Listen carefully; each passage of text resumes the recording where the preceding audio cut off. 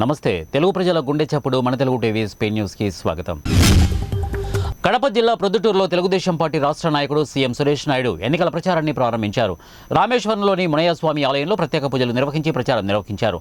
ఈ సందర్భంగా తెలుగుదేశం పార్టీ ప్రకటించిన హామీలను వివరిస్తూ ఇంటికి వెళ్లి కరపత్రాలను పంపిణీ చేశారు. తెలుగుదేశం పార్టీతోనే రాష్ట్ర అభివృద్ధి సాధ్యమవుతుందని సురేష్ నాయుడు తెలిపారు. ప్రతి ఒక్కరూ తెలుగుదేశం పార్టీకి ఓటు వేసి గెలిపించాలని ప్రజలకు విజ్ఞప్తి చేశారు. ఎన్నికల ప్రచారానికి టీడీపీ జనసేన నాయకులు కార్యకర్తలు భారీగా తరలివచ్చారు. సూర్యాపేట జిల్లా కోదాడ పట్టణంలోని బీఆర్ఎస్ పార్టీ కార్యాలయంలో కల్వకుంట్ల చంద్రశేఖరరావు జన్మదినం సందర్భంగా బల్లం మల్లయ్య యాదవ్ కేక్ కట్ చేసి వేడుకలను ఘనంగా నిర్వహించారు. ఈ సందర్భంగా పలువురు మాట్లాడుతూ మాజీ సీఎం కేసీఆర్ ప్రాణాలకు తెగించి తెలంగాణ తీసుకువచ్చారని, గత 10 సంవత్సరాలలో ఎన్నో సంక్షేమ పథకాలు, ఎన్నో అభివృద్ధి కార్యక్రమాలు చేపట్టిన మహాగణుడని కొనియాడారు. ఇప్పుడున్న ప్రభుత్వం కేసీఆర్పై నిందలు మోపడం, ఒక మాజీ ముఖ్యమంత్రి అని చూడకుండా మాట్లాడే మాటలను తీవ్రంగా ఖండించారు. ప్రభుత్వం వచ్చి 2 నెలలు కాకముందే నీళ్ల కొరత, కరెంటు కొరతతో రైతులు ఆందోళన చేపట్టడానికి సిద్ధంగా ఉన్నారని, వాళ్ళు చెప్పిన 6 హామీలు ఏవి కూడా ఇంతవరకు నెరవేర్చకపోవడం ఆశ్చర్యకరంగా ఉందని, మాయమాటలు చెప్పి గెలిచిన కాంగ్రెస్ పార్టీని ఇప్పుడు ప్రజలు వ్యతిరేకిస్తున్నారని అన్నారు.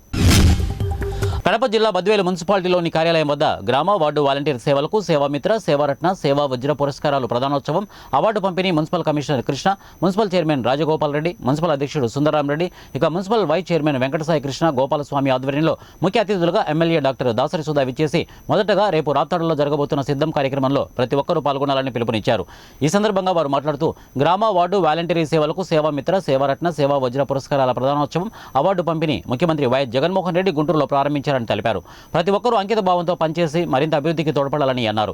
రాబోయే 2024 ఎన్నికల్లో మరలా తిరిగి విజయ పతాకాన్ని ఎగరవేయాలని అన్నారు. గ్రామ వార్డు వాలంటీర్ల సేవలకు ఎమ్మెల్యే డాక్టర్ దాసరి సుధా చేతుల మీదుగా సేవామిత్ర, సేవారత్న, సేవా వజ్ర పురస్కారాల అవార్డులను పంపిణీ చేశారు.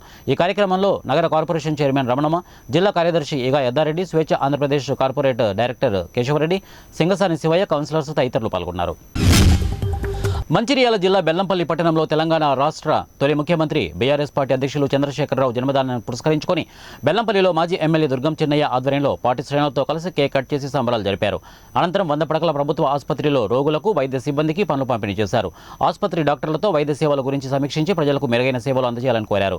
ఈ సందర్భంగా దుర్గం చిన్నయ్య మాట్లాడుతూ తెలంగాణ రాష్ట్ర సాధన కోసం ప్రాణాలను సైతం లెక్క చేయకుండా తెలంగాణ రాష్ట్ర సాధన కోసం కృషి చేసిన మహానుభావుడు కేసీఆర్ అని అన్నారు. పేద, బడుగు, బలహీన వర్గాల మన్ననలను పొందిన నాయకుడు కేసీఆర్ అని, 70వ సంవత్సరంలోకి అడుగుపెడుతున్న తరుణంలో ఆ భగవంతుడి కృపతో ఆయుర ఆరోగ్యాలతో సుఖ సంతోషాలతో వర్ధిల్లాలని వారన్నారు. కర్నూలు జిల్లా కోసిగిలో ఉద్రిక్త వాతావరణం నెలకొంది. వైసీపీ అధికార పార్టీకి చెందిన ముస్లిం మైనార్టీ నాయకుడు రోడ్డు, డ్రైనేజీపై బాత్రూం ఏర్పాటు చేయడంతో ఆ కాలనీకి చెందిన సుమారు 200 మంది కాలనీవాసులు ప్రధాన రోడ్డుపై శనివారం 2 గంటల పాటు రోడ్డుపై బైఠాయించారు. రోడ్డుపై కట్టిన బాత్రూంను తొలగించాలని వాదోపవాదాలు జరిగాయి. దీంతో తీవ్ర ఉద్రిక్త పరిస్థితి నెలకొంది. దీంతో పోలీసులు, పంచాయతీ అధికారులు సంఘటనా స్థలానికి చేరుకుని పరిస్థితిని అదుపులోకి తెచ్చేందుకు ప్రయత్నాలు చేశారు. వివరాల్లోకి వెళ్తే కోసిగిలోని 9వ వార్డుకు చెందిన వైసీపీ పార్టీకి చెందిన ముస్లిం మైనార్టీ నాయకుడు కోసిగిలోని ఆర్టీసీ బస్టాండ్ సమీపంలోని వడ్డేగేట్లో రోడ్డు, డ్రైనేజీ పైన అడ్డంగా బాత్రూం నిర్మించారని ఆ కాలనీవాసులు ఆవేదన వ్యక్తం చేశారు. రోడ్డుపై నిర్మించిన బాత్రూంను తొలగించాలని పట్టుబడ్డంతో అధికారులు, పంచాయతీ అధికారులు కూడా నిర్లక్ష్యం వహించారని ఆ కాలనీ వాసులు ఆవేదన వ్యక్తం చేశారు. అధికారుల తీరును, ముస్లిం మైనార్టీ నాయకుల తీరును నిరసిస్తూ శనివారం బస్టాండ్ సమీపంలోని ఆదోనికి వెళ్లే ప్రధాన రోడ్డుపై సుమారు 200 మందికి పైగా రోడ్డుపై బైఠాయించి బాత్రూంను తొలగించాలని నినాదాలు చేశారు.